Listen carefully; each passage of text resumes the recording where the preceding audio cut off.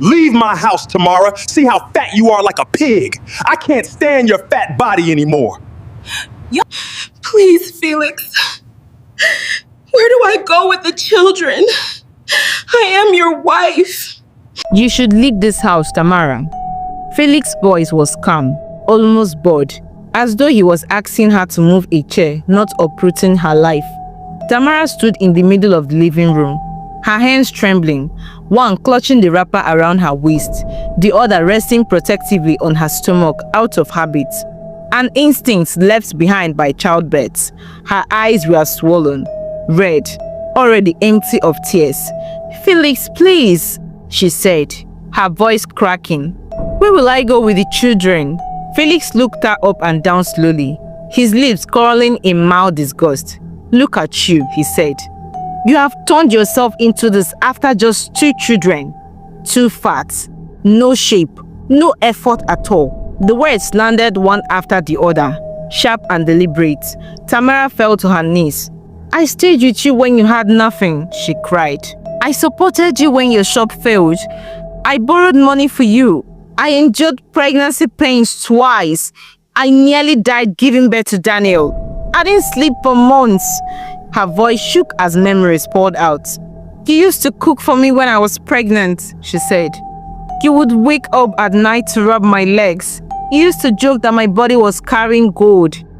You used to call me your queen. What happened?" Felix scoffed. "That was then," he replied.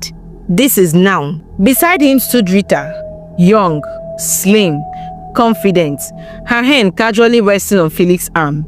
She laughed softly, her eyes scanning Tamara with open mockery. "You expect him to stay with this?" Rita said, tilting her head.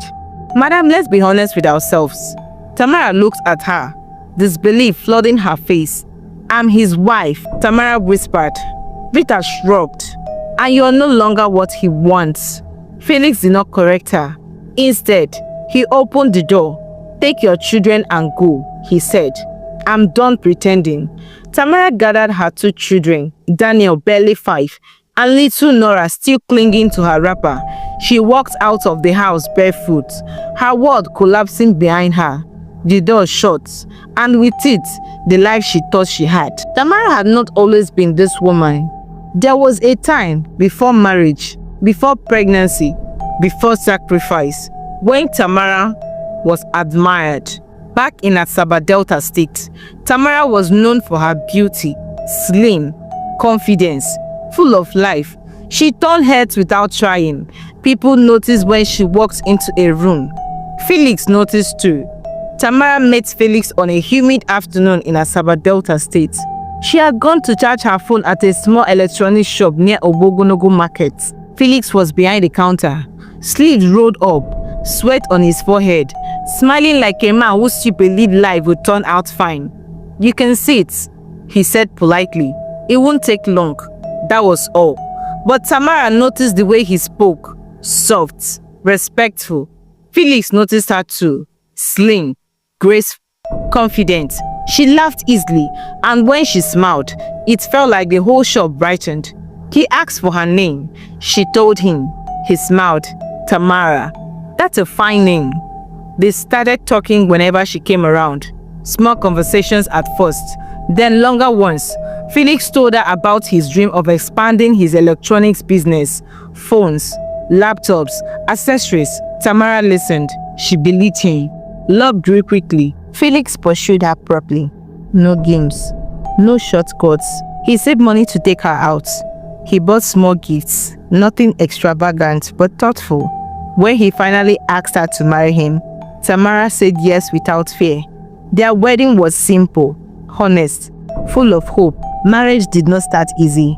Felix's electronics business struggled. Some days there were no sales. Some weeks, rent became a problem. Tamara never complained. She used her savings to support him. She borrowed money from her aunt, Aunt Rose, to help him restock his shop. "Don't worry," she told him. "We will grow together." Felix used to hold her hands and say, "God bless you, Tammy. I won't forget this."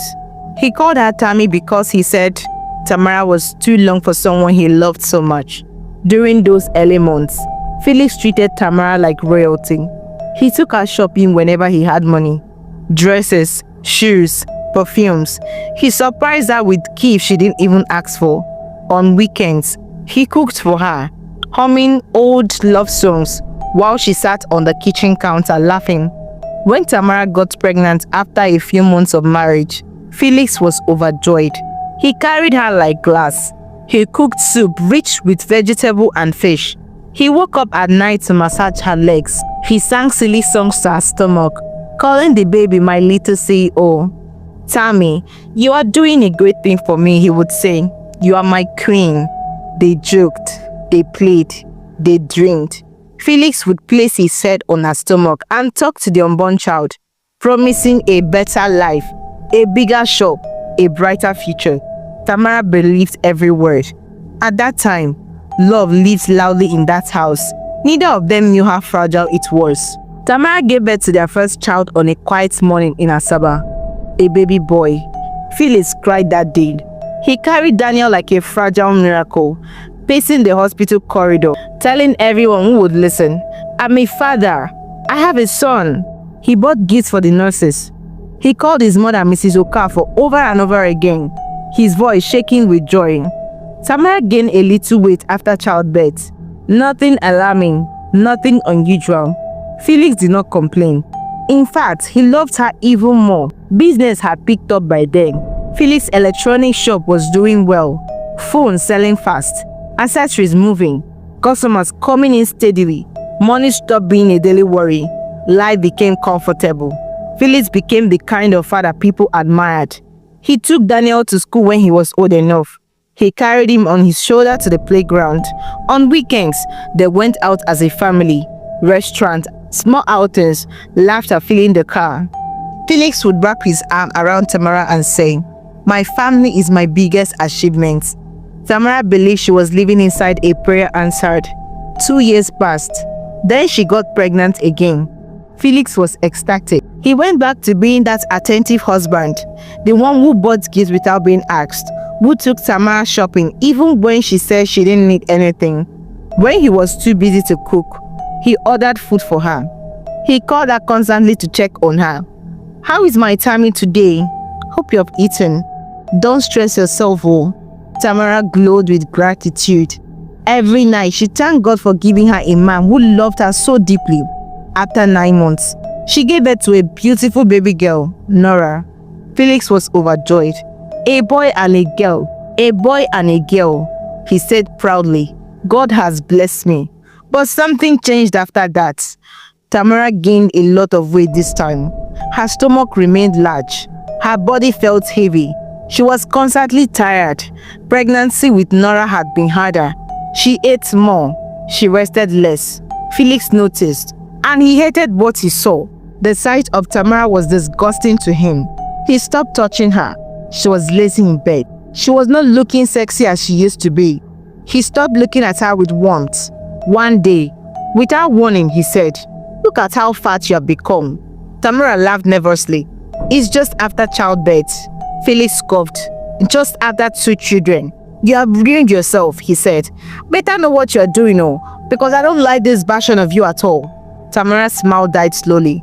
This is not how I married you, Felix continued. I hate fat women. Tamara cried that night. I'm trying my best, Felix, she begged. I promise I will slim down for you. Better do, Felix shouted, because this thing is irritating. Look at how stretch marks covered all your body.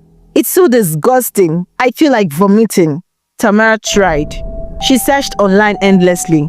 Slimming teas, powders, strange drinks with dangerous promises. She bought them all.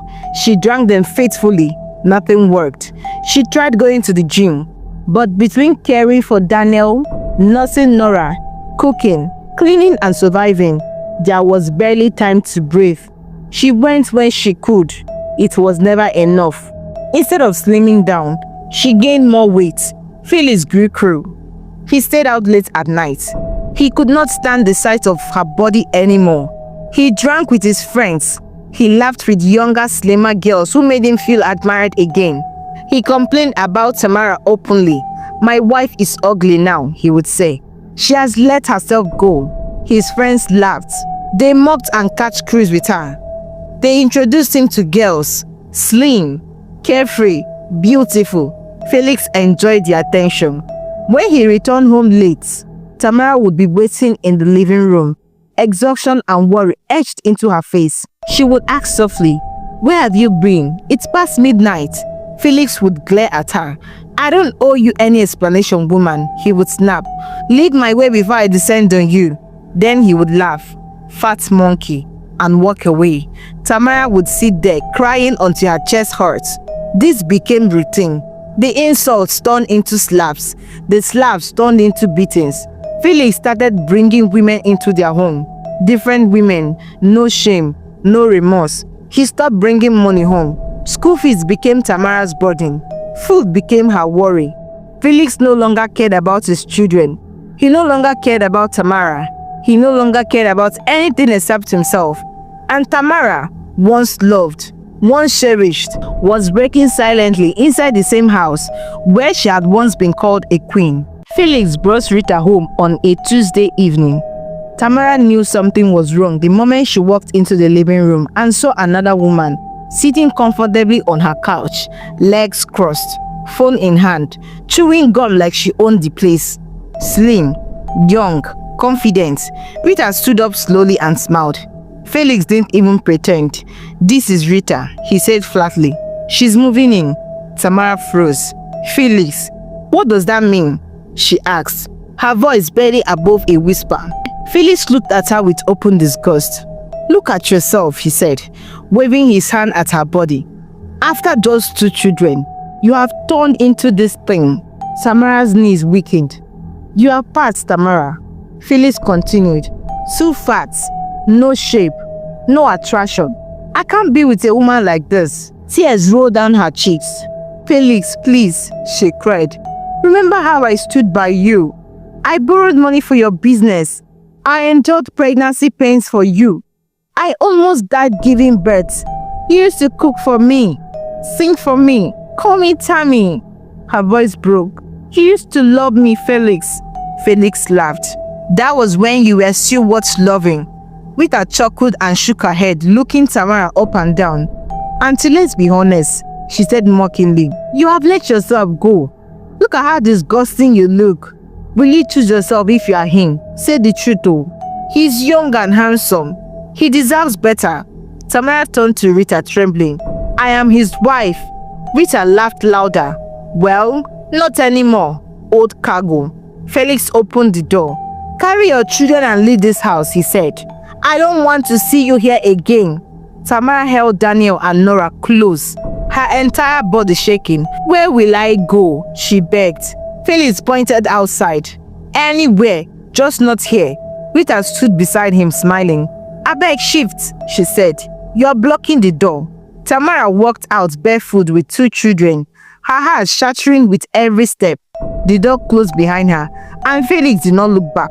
Tamara rented a small cramped apartment in Asaba, far from the area she once lived with her husband. She had little money on her, just enough to survive a few weeks. She cried every night. "How could he throw me out because I'm fat?" she whispered to herself. She had no idea how to raise 2 children alone. Fear sat heavy on her chest. One night, she called her mother, Mrs. Efe, and told her everything. Her mother cried. "My daughter," she said softly, "you didn't deserve this." Mrs. Efe sent her money, enough to put the children in school, buy food and pay rent. Tamara promised herself she would not depend on her mother forever. She looked for work. Nothing came. So she created something. With the little money left, Tamara started selling drinks, soft drinks, sachet water, carrying a basket from one place to another in the market under the hot Delta sun. People mocked her, but she did not stop. While the children were in school, Tamara hustled. In the evenings, she went to the gym whenever she could. She watched what she ate. She pushed herself slowly, patiently. Her mother visited sometimes to help with the children. Gradually, Tamara began to lose weight. Month after month, strength returned. Confidence returned. After 1 year, the weight was gone. Tamara was back, slim, beautiful, radiant. People stared again. Within 2 years, her drink business grew. She moved from hawking to wholesale, selling soft drinks, beer, cartons. Money started flowing. She expanded boldly. Tamara had rebuilt herself from the ground up. Felix, meanwhile, was living his best life. Within a month, he married Rita. They traveled, partied, lived loud, where Rita got pregnant and gave birth to twins, a boy and a girl. Felix was ecstatic. "My girl," he shouted. "I knew I made the right choice." He praised Rita endlessly. "You are perfect," he said. "Sweet Rita." He bought her a car. Life seemed perfect until it wasn't. Felix got sick, very sick. Diabetes, undetected, untreated, ravaged his body. He grew weak. He stopped working. Money dried up. Rita grew distant. She didn't sign up to nurse a sick man who wasn't bringing in any money. Felix sold his electronics shop, sold everything he owned to survive. Nothing worked. And slowly, painfully, the man who threw his wife away for being fat was left with nothing. Felix sold everything. First, it was his cars, then his landed properties. One after the other, everything went, just to buy drugs that would keep him alive one more day. His body failed him completely. He became bedridden, thin, weak, a shadow of the man who once mocked his wife. One afternoon, lying helpless on the bed, Felix called out weakly, "Rita, please, can you cook for me?" Rita stood at the door, arms folded, disgust written all over her face. "Look at you, bedridden," she said coldly. "You're not the man I married." Felix swallowed hard. "The Felix I knew was vibrant," she continued. "Handsome, wealthy, a man who made me feel like a woman, a man who treated me like a queen." She laughed bitterly. "You are not that man anymore. You are not bringing in money. You are not providing anything. So tell me, why should I suffer with you?" Her words pierced his heart.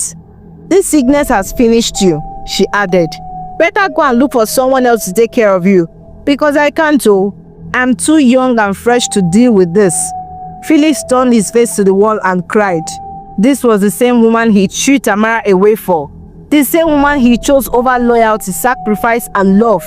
When his money finally finished, from hiring staffs to take care of him and paying for his medicine, Felix begged again. "Please, Rita," he said weakly, "let us sell your car. I don't have money for drugs or caregivers anymore. If I get better, I'll buy you another one." Rita stared at him like he had lost his mind. "Are you insane?" she snapped. "It's like this your sickness has entered your brain." She rolled her eyes. "How dare you tell me to sell my car? The only thing keeping me sane in this disgusting house." She shook her head in anger. "You have gone too far, Felix. Too far." Then she shouted, "I cannot stay here anymore.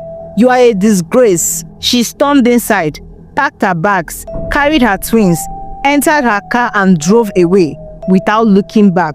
Felix screamed, "Rita, please!" But she was gone. He broke down completely. "Oh God," he cried, "what have I done? I pushed my innocent wife away and brought in a demon who has abandoned me because there is no money." He begged neighbors to help him contact Tamara. Some insulted him, some ignored him. One woman, Abigail, felt pity. She called Tamara. "Hello, Tamara," she said gently. "This is Abigail, your former neighbor. Please, your husband is dying. His second wife has left him. Please come and take care of him before it's too late." Tamara signed and ended the call. "Nonsense people," she muttered. Abigail stared at her phone in shock. Does she want the man to die? She wondered. Then she signed. "Anyways, what do I care?" He pushed her away. "Let him suffer." She walked away. Tamara's life was peaceful now. She had moved into a bigger apartment. Her children were doing excellently in school. Her business had expanded beyond imagination. She smiled more, slept better, lived freely. She thanked God every day for wiping away her tears and giving her strength. One afternoon, her phone rang. Unknown number. She picked it thinking it was a customer. "Hello, Tammy," a weak voice said. "It's me, your husband. Your loving husband, Felix." Her chest tightened. "Please." Felix begged. I want to see you. I miss you so much. Please, my love, forgive me for what I did.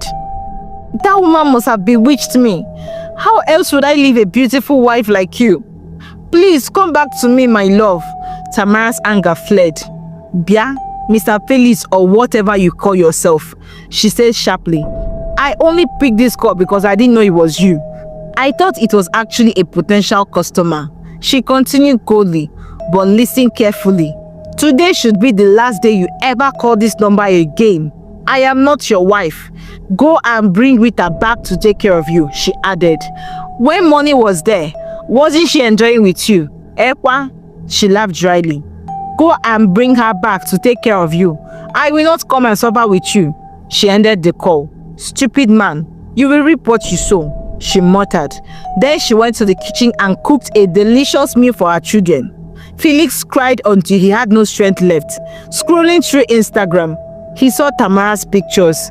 Beautiful, confident, successful. Her business was thriving. Her glow had returned. Regret consumed him. If only I stayed, he whispered. If only I supported her. She would have actually slimmed down. I just threw her away like trash. A few days later, Felix died. Not just from sickness, but from regret and heartbreak. Moral lesson. When a woman gives birth, her body naturally changes. Some gain weight, some lose shape. It is part of motherhood, not failure. Throwing a woman away because her body changed after carrying your children is not love, it is abandonment. A real man stays, supports, encourages, and helps his wife become healthy again instead of mocking or replacing her. Marriage is about growing together through changes, not discarding a woman after she has sacrificed her body to build a family. Ladies, marry a kind man, because when that beauty and banging body fades, he will stay with you and support you through all that. Love is not proven when everything is perfect. It is tested when bodies change, money fades, and life becomes hard. A person who abandons you at your weakest does not deserve you at your strongest. Let's all be guided. Now I have a question for you. Do you think Tamara did the right thing by refusing to go back to take care of Felix when he was dying? Let's hear your thoughts in the comments. Thank you so much for watching, guys. If you enjoyed this story, don't forget to like, share and comment. I want to hear what you think. Also, make sure to subscribe and hit the notification bell so you won't miss the next story. Stay tuned. The next one is going to be even more captivating. Bye!